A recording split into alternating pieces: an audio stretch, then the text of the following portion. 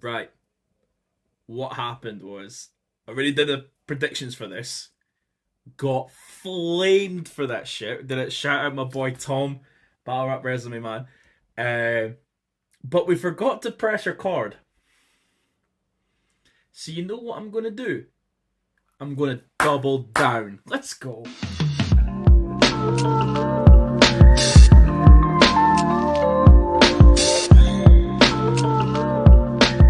Hey yo, what's good? Cammygbr, yeah, back at it again. Hoo-wee! Next week, man. When recording this, 6 days really. When I upload it, probably about 5 days. Hoo-wee!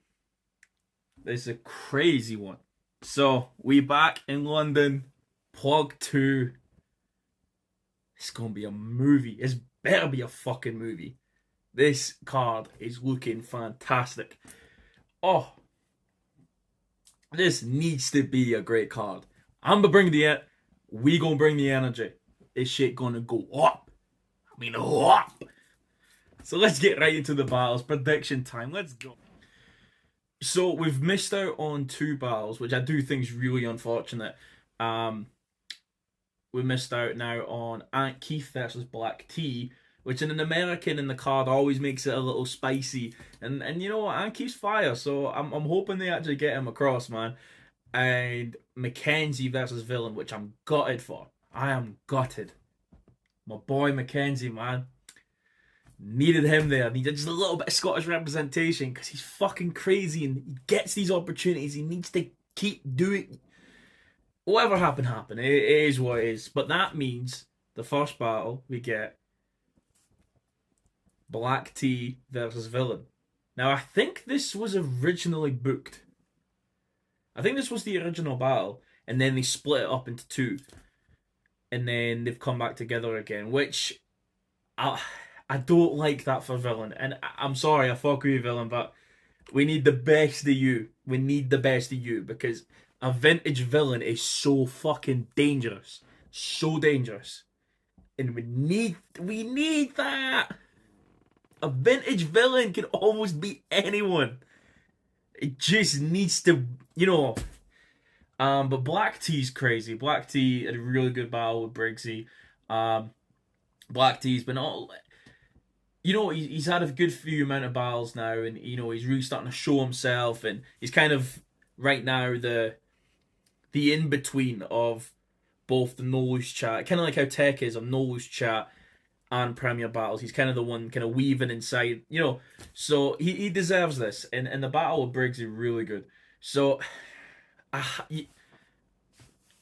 I want Villain to win. I think everyone wants Villain to win, but this one you'd have to give it to Black T. And I think in Black T probably 2-1. I'm hoping that Villain just has this incredible round that just sets the fucking night off. Yeah, man, Black T 2-1. I feel like I'm somewhat invested in this battle, right? Realistically, I him with my boy Frost. I'm invested. That's my guy. He up against a killer. Moke's so good. Oh, Frost versus Moke, right? Now this has again all these battles have all the potential for a battle of the night. And this one, out of all the battles, maybe except from the main event, has a completely different style. Where Frost is a diffuser, Moke is an angler. Moke is very precise, where Frost is very cool. It'd be hard for a Moke to be able to attack a Frost unless he really has something, which he might. Don't know. I got cooked for this on the podcast with Tom though. Like it or not, height's a factor. Like it or fucking not, the aesthetic is a factor. And whether you bring it up for other battles or bring it up for Briggs and Moke or even go international, Suge, Mike P, and like any Suge battle essentially, Twerk and JC, and there's even Bobby Rex and Ambi. That's fat jokes, but the height of Bobby or whatever the angle the camera was next to Ambi, the height, the aesthetic is important. And when someone is really talking to your soul and they're looking down on you, that affects everything. It's not just because of the height, because it sounds wild to say that. I think the way that Moke is that much of just so precise and really does a great job in attacking someone. I have to give that 2-1 to Moke. But Frost, if there's anyone that can pull it off, and it's Frost, and he'll want to end his year good after what happened with the Celestial battle. Scoop versus Frankie, bruh. What? What? Man, we've been holding on for this battle for a little bit now. Um, Scoop and Frankie as a style clash is great. They're just enough similar with just enough difference that it'll work really well and be competitive.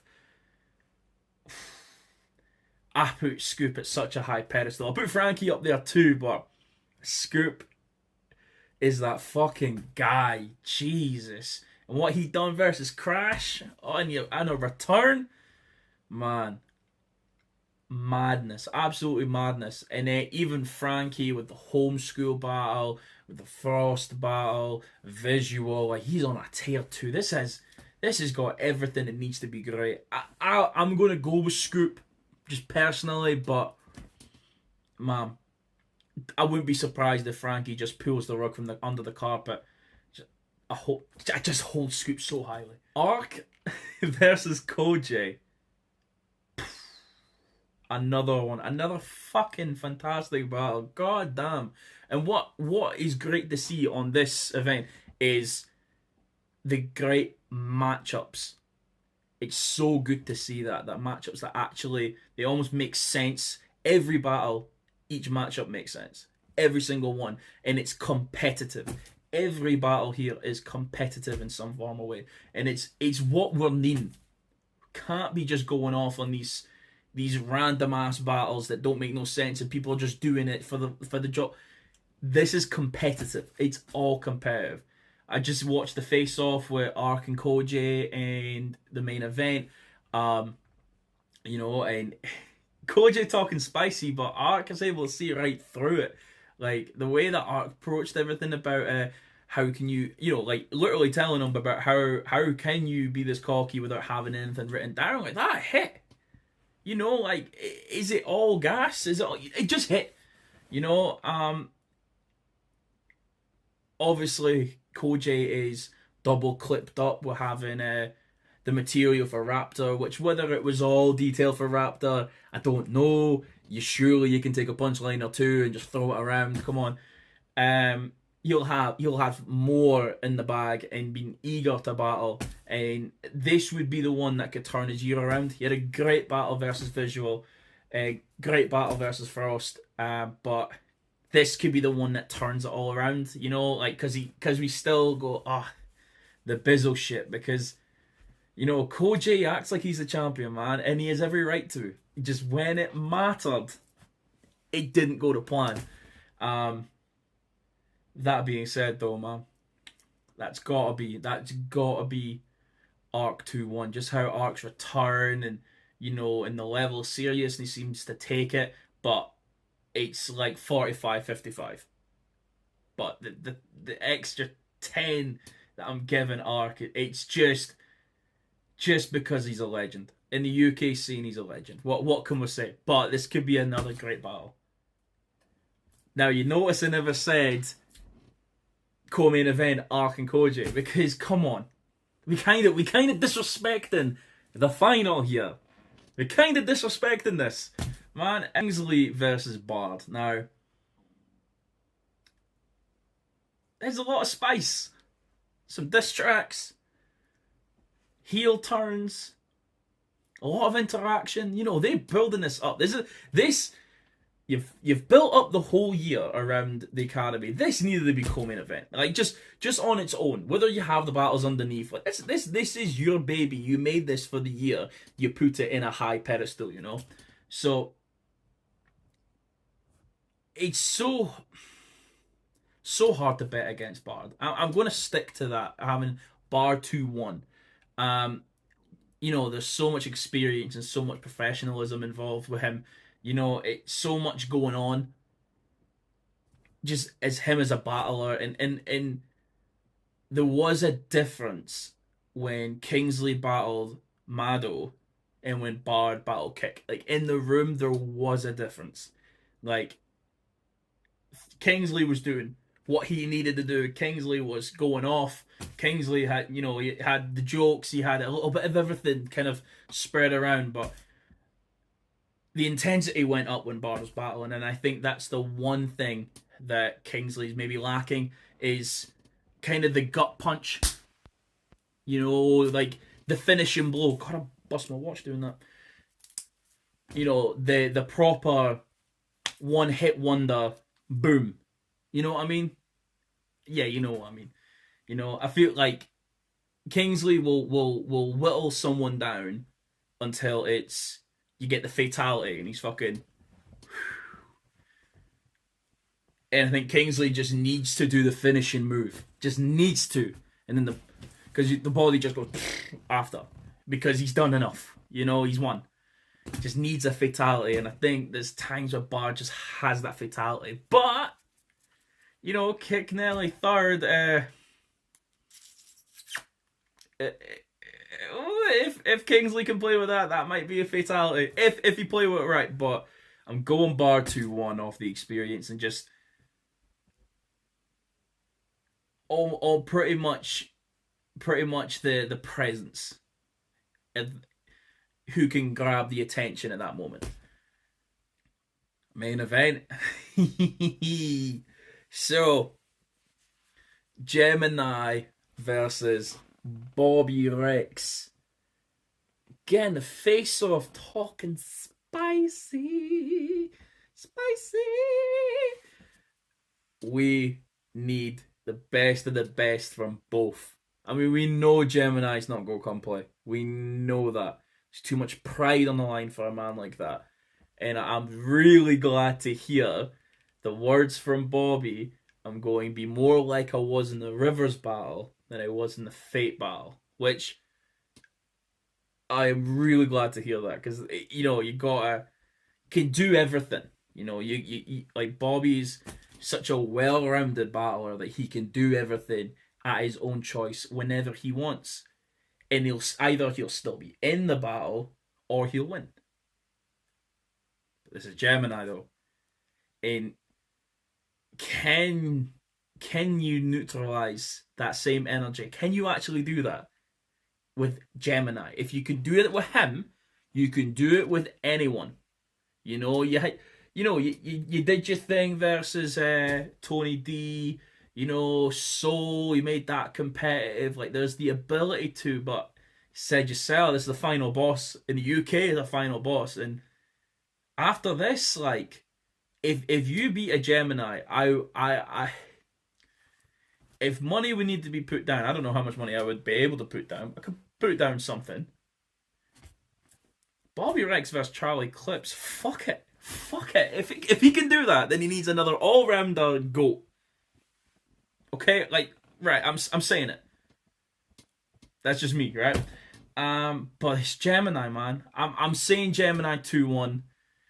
Just such a fucking sniper. It's so much aggression, so much attack. What can be done about that? Fuck, like crazy battle, man. So overall thoughts on the card, man. It's a great fucking card. It's so good. Oh my god, such a good card, right? This has ever to be the best event of the year. On paper, it's better than Apex. On paper, like Apex had some great battles on there, and some surprise factors. On paper, it has everything. This has everything that we want. Especially in London. Like I said, the energy going to have to be the same. No fucking barriers. Like, I'll step back. I'll be nowhere. Let the people around. Come on. Bring it in. It's a close environment. Pressure. All that. If you need me to step back, I'll step the fuck back. That's fine. That's totally fine. Just, come on. Bring everyone together there. It should be a great event. I'm really looking forward to being there.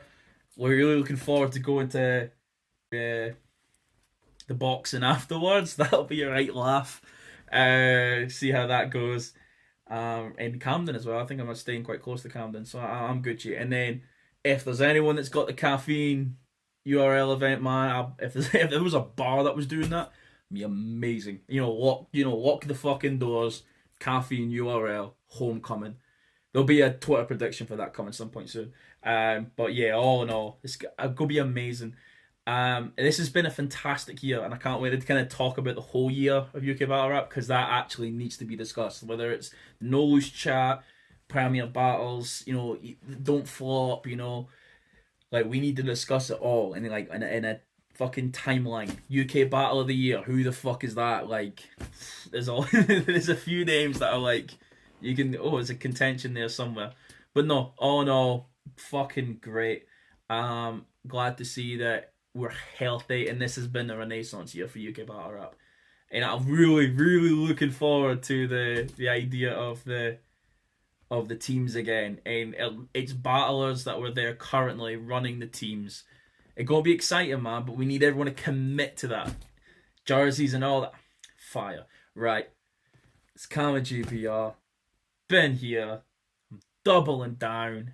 Anyone want to argue with me? It's totally fine. Come at me. I'll deal with it.